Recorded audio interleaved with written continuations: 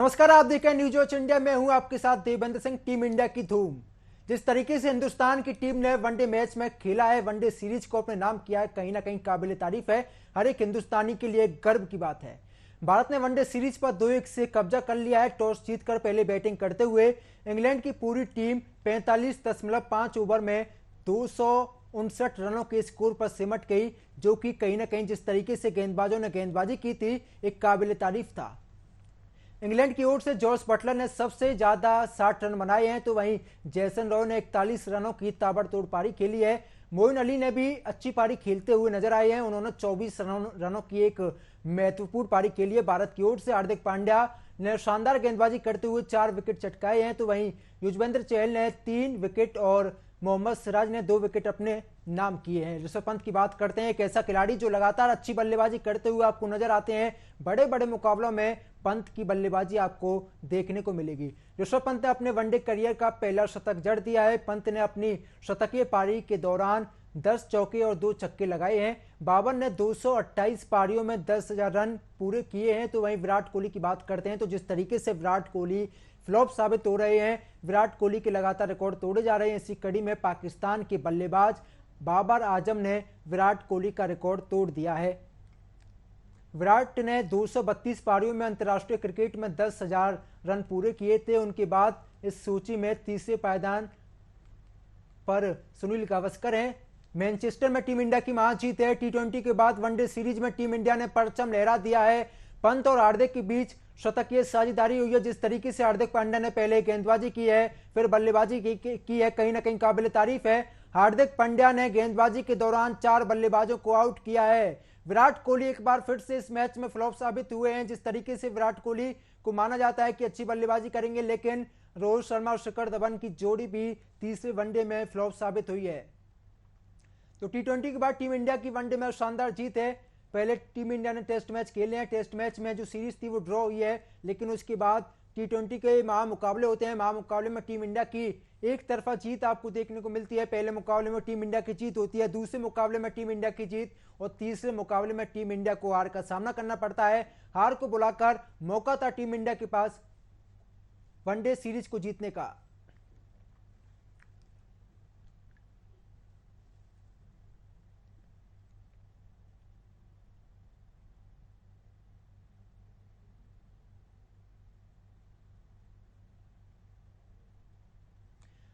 तो पंत का धमाकेदार शतक है। कहीं ना कहीं जिस तरीके से ऋषभ पंत ने बल्लेबाजी की है, प्रेशर वाली कंडीशन में अगर आप बल्लेबाजी करते हैं तो आपके ऊपर प्रेशर वाली जो कंडीशन होती है, आपके ऊपर ये दबाव होता है कि आप उससे किस तरीके से हैंडल कर पाते हैं। रोहित शर्मा की कप्तानी की बात करते हैं, तो रोहित शर्मा ने अच्छी कप्तानी करते हुए आपको नजर आए थे। जिस तरीके से उन्होंने हार्दिक पांड्या का यूज किया है, काबिल तारीफ है। लेकिन विराट कोहली की फॉर्म की बात करते हैं, तो विराट कोहली को लगातार दिक्कतों का सामना भी करना पड़ा है।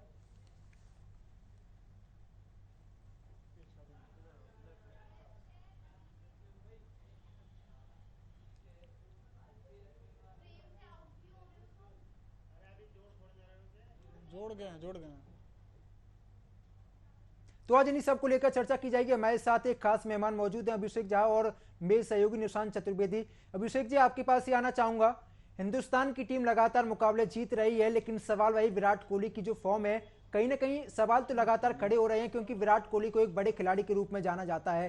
पहले मुकाबले की बात करते हैं, विराट कोहली को टीम इंडिया से बाहर रखा गया था। दूसरे मुकाबले में जब उनको खिलाया जाता है तो ये उम्मीद थी कि विराट कोहली 100 मारेंगे, लेकिन तीसरे मुकाबले में विराट कोहली एक बार फिर से फ्लॉप साबित हुए हैं।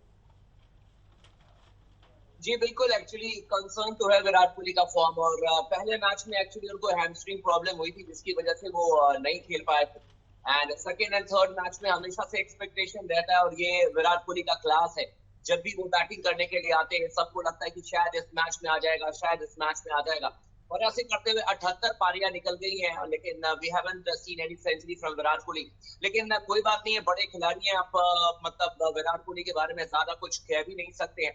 फॉर्म की तलाश है इस समय विराट कोहली को, ये बात उनको भी बहुत अच्छे से पता है कि अगर फॉर्म नहीं आएगा तो शायद हो सकता है कि बड़ा टफ कॉल जो है वो चयन करता ले लें। और जहां तक मुझे लगता है कि एक फॉर्मेट शायद विराट कोहली अब छोड़ भी दें, ये पॉसिबिलिटी नजर आती है। क्योंकि अगर आपको जो आजकल देखते हैं, इतनी सारी क्रिकेट हो गई है, तीनों फॉर्मेट को अगर मिला दें, इसके अलावा आईपीएल है, तो आप आपका जो बॉडी है, आप बर्न आउट ना हो जाए, उस लिहाज से आपको कोई ना कोई एक फॉर्मेट शायद विराट कोहली छोड़ते हुए नजर भी आ जाए। इट माइट बी पॉसिबल, हो सकता है कि वो T20 जो वर्ल्ड कप है उसमें भारतीय टीम के मतलब मेंबर ना भी हो, ये भी हो सकता है, क्योंकि एक बड़ा सवाल ये भी है कि वेस्ट इंडीज के लिए जो T20 टीम का चयन किया गया, वहां पर विराट कोहली को कहा तो गया है कि भाई उनको रेस्ट दिया गया है, लेकिन वो वाकई में रेस्ट दिया गया या फिर उनको ड्रॉप किया गया, वो तो थोड़ी दिन में पता चल जाएगा। लेकिन उनका फॉर्म में नहीं होना वो एक सैड पॉइंट है सभी के लिए, और सबसे ज्यादा विराट कोहली को ही झटका लग रहा है, क्योंकि स्टीवन स्मिथ फॉर्म में नहीं थे ऑस्ट्रेलिया के, उन्होंने सेंचुरी कर दी अभी श्रीलंका के खिलाफ में। बाबर आजम का कल आपने इनिंग देखा होगा, one of the fantastic knock जो उन्होंने सेंचुरी की है 7 खिलाड़ी आउट होने के बाद, वहां से अपनी टीम को उन्होंने चलाया है।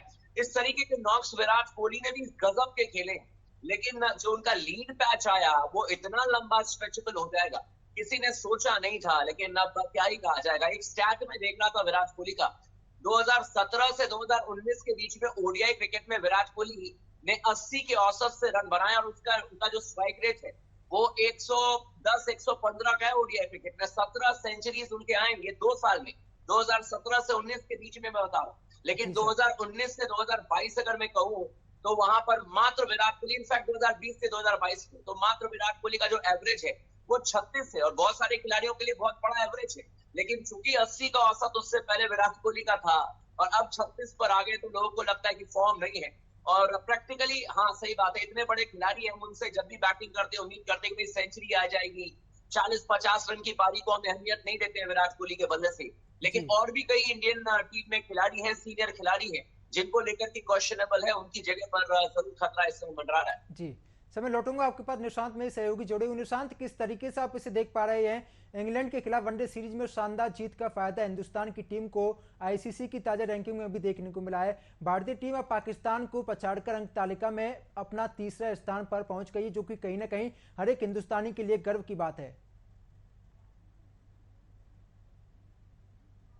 चाहे T20 हो या फिर वनडे हो, तो उसमें बहुत ही शानदार खेला है भारतीय क्रिकेट टीम ने। और कल की अगर हम बात कर लें तो कल हमने देखा कि जिस तरह से एक समय लग रहा था कि नहीं पूरी टीम लड़खड़ा जाएगी, 259 रन के मुकाबले में जब भारतीय टीम चेस करना शुरू की तो उसके सलामी बल्लेबाज लड़खड़ाए, चाहे शिखर धवन हो, रोहित शर्मा हो। लेकिन जिस तरह से पार्टनरशिप हुई है हार्दिक पांड्या और ऋषभ पंत के बीच में, वो काफी काबिले तारीफ रही। और हमें ये जो पार्टनरशिप है वो याद दिलाती है लॉर्ड्स वाले मोहम्मद कैफ और युवराज सिंह की। लगातार इन दोनों बल्लेबाजों ने हर क्षेत्र में रन बनाए, हर वर्ग में रन बनाए, और इसके बाद जो दहलीज तक ला दिया जीत के लिए, वो कहीं ना कहीं एक टर्निंग पॉइंट था पूरे टीम के लिए। और सबसे बड़ी बात तो यह है कि अब पूरे सीरीज में चाहे गेंदबाजी हो, बल्लेबाजी हो, इसके अलावा फील्डिंग हो, बहुत शानदार खेला हिंदुस्तान ने। और आपने देखा होगा कि जो 2 कैचेस पकड़े रविंद्र जडेजा ने बाउंड्री पर, वो सबसे बड़ी बात है, क्योंकि अगर वो सलामी बल्लेबाज इंग्लैंड के टिक जाते तो शायद कुछ तस्वीर और होती।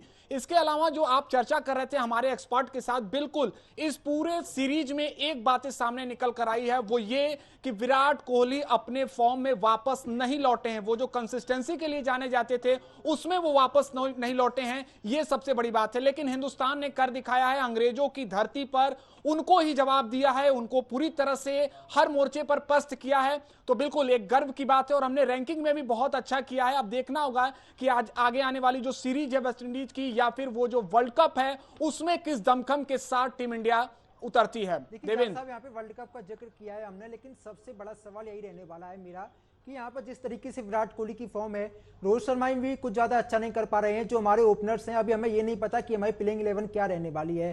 T20 वर्ल्ड कप की बात करते हैं तो एक बड़ा मुकाबला रहता है, और कहीं ना कहीं एक बड़ा टूर्नामेंट भी रहता है, लेकिन हमें ये नहीं पता कि हमारे ओपनर कौन है, हमें ये नहीं पता कि हमारा नंबर 3 कौन है, हमें ये नहीं पता कि नंबर 4 कौन है, स्पिन जोड़ी हम क्या खिलाने वाले हैं। तो कहीं ना कहीं कंफ्यूजन कहां पर क्रिएट होती है?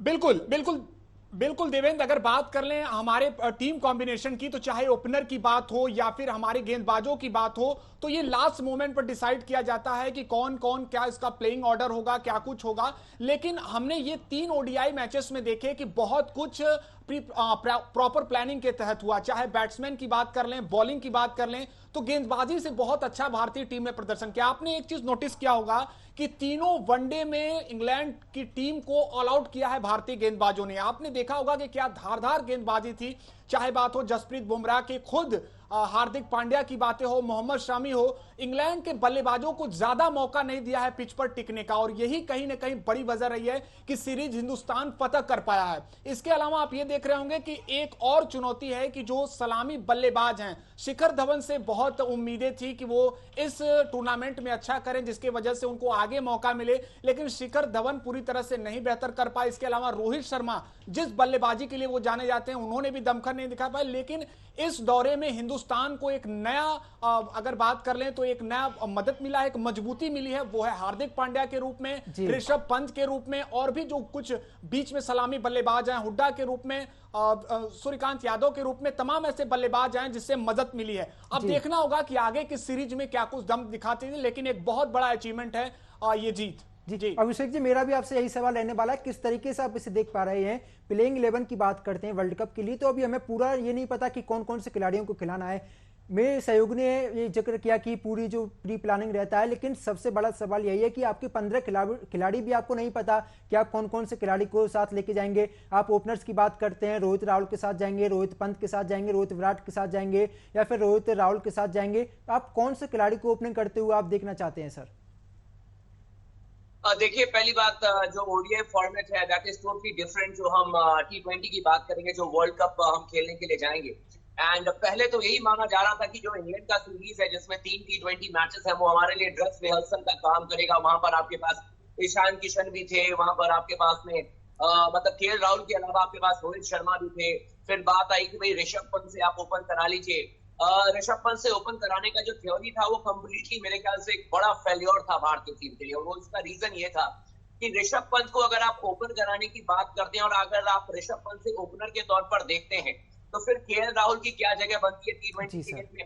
और ये जानते हुए कि केएल राहुल आपके लिए वेस्ट इंडीज सीरीज में आएंगे, या फिर जो चयनकर्ताओं का बयान आ रहा था कि केएल राहुल हमारे लिए नियमित ओपनर बल्लेबाज हैं, फिर ईशान किशन ने ऐसी क्या गलती की थी कि आपने ईशान को ड्रॉप कर दिया? क्योंकि ईशान ने, आपको याद होगा कि जो वेस्ट इंडीज आपके साउथ अफ्रीका के खिलाफ मैच था, 5 मैच में से 2 पारी में उनकी हाफ सेंचुरीज थी, एक में उन्होंने 40 रन के करीब स्कोर किया था, और वो हाईएस्ट रन स्कोरर थे, एकमात्र बल्लेबाज थे जो कि टॉप 10 में आपके रैंकिंग में थे।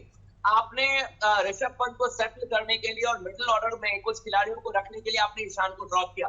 ऋषभ पंत कभी भी सलामी बल्लेबाज की भूमिका में T20 क्रिकेट में सफल नहीं हो सकते हैं अनटिल एंड अनलेस की बैटिंग एकदम बेल्टर विकेट हो, जहां पर कि आप बिल्कुल गेंद को देखें और थ्रू द लाइन आप हिट कर दें। अदरवाइज जहां पर गेंद मूव करेगी, स्विंग करेगी, और पहले ही हमने कहा था कि शॉर्ट टर्म गोल लेकर आपको चलना है। आपको अगर वर्ल्ड कप जीतना है तो आप लंबी प्लानिंग नहीं कर सकते हैं। इस समय रीजन ये है कि इंडिया ने 2013 के बाद कोई आईसीसी टूर्नामेंट जीता नहीं है, और जितने नए जनरेशन के लोग हैं जो इंडिया में क्रिकेट फॉलो करते हैं, उनको पता है कि बड़े टूर्नामेंट जब तक आप नहीं जीतेंगे तब तक आपको ज्यादा दिन तक वो फॉलो नहीं करेंगे। तो शॉर्ट टर्म गोल के हिसाब से मेरे ख्याल से ओपनिंग के तौर पर देखा जाए तो केएल राहुल, रोहित शर्मा आपके लिए ओपन करते हुए नजर आते हैं, and that will be decided in Asia cup. अब एशिया कप में बहुत सारी चीजें क्लियर हो जाएंगी, इसीलिए मैंने कहा कि नंबर 3 पर आपके दीपक हुडा खेलेंगे या विराट कोहली खेलेंगे, ये भी बहुत जल्दी क्लियर हो जाएगा। मेरी नजर में शायद विराट कोहली को ड्रॉप किया गया है, बाकी लोगों का कहना है कि नहीं उनको रेस्ट दिया गया है। वो बहुत जल्दी आपको पता चल जाएगा कि उनको ड्रॉप किया गया या रेस्ट किया गया। अगर विराट कोहली को ड्रॉप किया गया देन दीपक हुडा आपके नंबर 3 के बल्लेबाज होंगे। और ये भी आपको ध्यान देना पड़ेगा कि अगर मान लीजिए 5 मैच में विराट कोहली नहीं खेल रहे हैं, आउट ऑफ फॉर्म बल्लेबाज है, और नंबर 3 पर अगर दीपक हुडा ने उसी तरीके की बल्लेबाजी कर दी जैसे कि आयरलैंड और इंग्लैंड के खिलाफ किया, फिर आप कहां पर सेट करेंगे विराट कोहली? और वर्ल्ड कप जैसे टूर्नामेंट में क्या आप इतने गुड बॉय इमेज लेकर जाएंगे कि रन करने वाले बल्लेबाज को पीछे धकेलेंगे, और जो आउट ऑफ फॉर्म बल्लेबाज है एक उम्मीद के साथ कि हाँ हो सकता है कि Virat Kohli T20 world cup में रन कर दे, उनको आप टीम में लेकर जाएंगे? तो ये मेरे ख्याल से एक बड़ा स्टेटमेंट होगा चयनकर्ताओं के लिए, और बहुत डिफिकल्ट एक डिसीजन होने वाला है। लेकिन पता नहीं, मुझे ऐसा लगता है कि शायद विराट कोहली आपको T20 मैचेस अब शायद ना खेलते हुए दिखे। जी सर, आपको क्या लगता है, क्या विराट कोहली को टीम इंडिया में जगह देनी चाहिए वर्ल्ड कप के लिए? क्योंकि आपके पास दीपक हुड्डा है, आपके पास राहुल है, आपके पास ईशान किशन है, और भी आपके पास ऐसे कई बल्लेबाज हैं जो विराट कोहली की जो भूमिका रहती है उसे निभा सकते हैं। एक्चुअली देखिए, जगह तो किसी की भी बनती है, लेकिन वो कहते हैं ना कि T20 में आपने नोट किया होगा कि जो हमने इंग्लैंड के खिलाफ 3 T20 मैच के लिए, उसमें हमने टेम्पलेट कंप्लीटली चेंज कर दिया। हमारे जो बैटिंग करने का स्टाइल है वो कंप्लीटली चेंज कर दिया। अगर आप देखेंगे 2007 से लेकर 2022 के अभी तक मतलब 3 मैचेस को अगर हम छोड़ दें, तो हमारी स्ट्रेटेजी होती थी कि चलिए ओपनर बल्लेबाज शुरुआत में थोड़ा सा हमें अच्छी शुरुआत दे देंगे, उसके बाद मिडिल ऑर्डर के बल्लेबाज खेलेंगे और डेथ ओवर्स में हमारे पास फिनिशर होते थे जो कि मैच को फिनिश कर देते थे। तो उस जमाने में बैट्समैन भी होते थे, धोनी थे, युवराज थे, रैना थे, आपके पास में यूसुफ पठान जैसे बल्लेबाज थे। उसके बाद भी कई सारे बैट्समैन आए, लेकिन इंग्लैंड में जाकर भारतीय टीम ने टेम्पलेट चेंज कर दिया और यहाँ का टेम्पलेट बिल्कुल सेट पैटर्न है इंग्लैंड का। Right from the first ball to the last ball आपको हाई स्कोरिंग जोन में, यानी कि high risk and high return वाला थ्योरी आप अपना रहे कि भाई बहुत तेजी से रन बनाने हैं, चाहे विकेट्स बिगड़े तो भी काउंटर अटैक करते चले जाना है। तो इस टेम्पलेट में विराट कोहली का खेलना आंकड़ों के हिसाब से तो फिट नहीं बैठता है, क्योंकि आप चाहते हैं कि 150 के ऊपर के स्ट्राइक रेट वाले बल्लेबाज चाहिए जो कि आए और तेजी से रन बनाए। विराट कोहली का 2020 से 2022 की अगर आप स्ट्राइक रेट को देखेंगे including IPL and international matches, तो बड़ा शॉकिंग है। वो 105 या 106 की स्ट्राइक रेट से उन्होंने रन बनाए हैं। तो ये थोड़ा सा कंसर्न है, क्योंकि टेम्पलेट शायद विराट कोहली को सूट नहीं कर रहा है जो भारतीय टीम चाह रही है। और विराट कोहली को आपने देखा भी होगा कि आते ही उन्होंने डेविड विली की गेंद पर एक चौका एक छक्का जड़ा, फिर आउट होकर चले गए। तो वो उनको अब शायद समय लेने का मौका नहीं दिया जाएगा टीम मैनेजमेंट के द्वारा कि आप जाएं सेटल करें। अब दो ही चीज पर आप विराट कोहली को सेट कर सकते हैं, या तो आप अपना टेम्पलेट चेंज कर दें और विराट कोहली को खिलाने के चक्कर में आप ये कहते हैं कि विराट कोहली के आसपास सारे बल्लेबाज तेजी से बैटिंग करेंगे, या फिर विराट कोहली के चक्कर में आप कहते हैं कि सभी बल्लेबाज जो पुराने टेम्पलेट में हम खेलते थे उसी टेम्पलेट में खेलेंगे और जो आखिरी के बल्लेबाज है वही हमारे मतलब 150 पौने 200 के हाई स्कोरिंग जोन में जाकर रन बनाएंगे। लेकिन लगता नहीं है कि वो चीज भारतीय टीम करने वाली, और अब तक हम सफल भी नहीं हुए। इसीलिए मुझे लगता है कि शायद नए टेम्पलेट में विराट कोहली का जो रोल है वो उनको सूट नहीं कर रहा है, या वो टीम के साथ सूट नहीं कर रहे हैं। बाकी जैसे सब्जेक्टिव अब देखते हैं कि उनको ड्रॉप किया गया है या फिर रेस्ट दिया गया है, लेकिन मुझे ऐसा लगता है कि शायद उनको ड्रॉप किया गया जी सर। विराट कोहली की जो चलो ठीक है वो आउट ऑफ फॉर्म चल रहे हैं, लेकिन रोहित शर्मा अच्छी बल्लेबाजी नहीं कर पा रहे हैं। हम पहले वनडे की बात करते हैं, उन्होंने अच्छी बल्लेबाजी की थी, अकेले दम पर उन्होंने मैच जिताया। दूसरे वनडे में फ्लॉप साबित हो जाते हैं, तीसरे वनडे में फ्लॉप साबित हो जाते हैं। T20 की बात करते हैं, वहां पर भी कुछ ज्यादा अच्छा नहीं कर पाते हैं। बिल्कुल, देखिए रोहित शर्मा का फॉर्म कंसर्न है, आपके लिए बिल्कुल कंसर्न है। ओडीआई मैचेस में आपने देखा होगा कि एक मैच में चले, लेकिन हमेशा से हमारी प्रॉब्लम रही है लेफ्ट आर्म फास्ट बॉलर जब भी आते हैं, जैसे कि टॉप लिया यहाँ पर उन्होंने टॉप ऑर्डर के सारे विकेट्स ले लिए। इसके अलावा आप शाहीन शाह अफरीदी को देख लीजिए, ट्रेंट बोल्ट को देख लीजिए, मोहम्मद आमिर को देख लीजिए, ये सभी बाएं हाथ के गेंदबाजों ने हमें हमेशा ट्रबल किया है। लेकिन जहां तक बात रहती है ना आपके रोहित शर्मा की, ये कंसर्न है, उनका बल्ला नहीं चल रहा, दैट इज रियली कंसर्निंग। लेकिन आपको समझना पड़ेगा कि आप हर दूसरे दिन कप्तान नहीं चेंज कर सकते हैं। एक्चुअली भारत ने इस साल में 7-8 कप्तान बना दिए हैं, लेकिन जब भी पूछा जाता है कि आपके नियमित कप्तान कौन है, तो वो आपके रोहित शर्मा है। एंड मतलब आप वो कहते हैं ना कि चाहे वो रन करें ना करें, T20 वर्ल्ड कप में एक स्क्वाड तो आपका फिट है, यानी कि एक खिलाड़ी तो खेलेंगे। अब दिक्कत यहाँ पर आ रही है कि मान लीजिए अगर कप्तान आपका आउट ऑफ फॉर्म है वो तो खेलेंगे, लेकिन अब आउट ऑफ फॉर्म कप्तान है और एक और आउट ऑफ फॉर्म बल्लेबाज को लेने की क्या आप में हिम्मत है?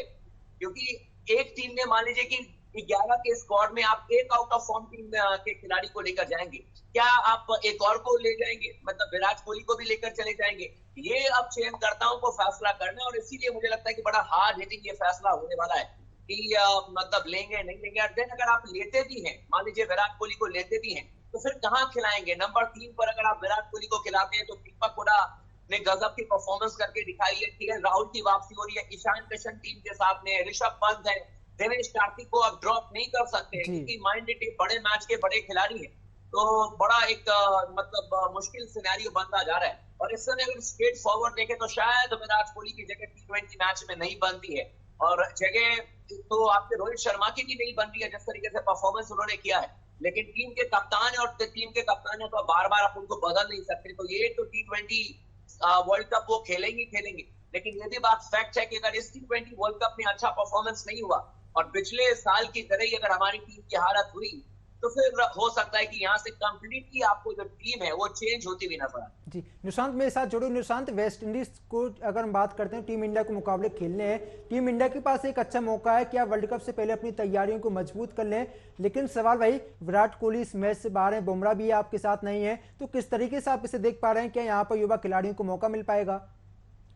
और देखिए देवेंद्र, हम लोग लगातार चर्चा कर रहे थे, हमारे एक्सपर्ट भी बता रहे थे कि हमारी जीत मिलने के बाद भी वो कसक रह जा रही है कि विराट कोहली और रोहित शर्मा फॉर्म में नहीं लौटे। आप देख रहे होंगे कि बड़ी से बड़ी जीत हो या फिर वर्ल्ड कप की दहलीज पर ला देने में ये दोनों बल्लेबाज अपने आप में सक्षम हैं। जिस अंदाज के साथ खेलते हैं, चाहे विराट कोहली हो या रोहित शर्मा हो, काबिले तारीफ है। लेकिन शायद वही बात फिर से आती है कि ये दोनों खिलाड़ी अपने फॉर्म में वापस नहीं लौट रहे हैं और इसी वजह से ये सीरीज की कहीं ना कहीं खुशी जो है वो अधूरी है। लेकिन ये खेल का पहलू होता है कि बड़े से बड़े दिग्गज खिलाड़ी हमने पहले भी देखा होगा, चाहे सचिन तेंदुलकर की बात हो या फिर जो विश्व के जाने माने खिलाड़ी हैं, वो भी फॉर्म से ऐसे जूझते रहे। लेकिन अब विराट कोहली का फॉर्म में आना यहां पर बहुत ज्यादा जरूरी है, चाहे वर्ल्ड कप की बात हो या फिर उससे आने वाले सीरीज की बात हो, क्योंकि इसको लेकर कई सवालिया निशान उठा रहे हैं। आप सोचिए कि जो खिलाड़ी खुद अपने आप में विराट कोहली को अपना इंस्पिरेशन मानता था, उससे इनकी तुलना नहीं बल्कि उनको उससे आगे दिखाया जा रहा है। आज बाबर आजम बहुत हद तक आगे निकल चुके हैं।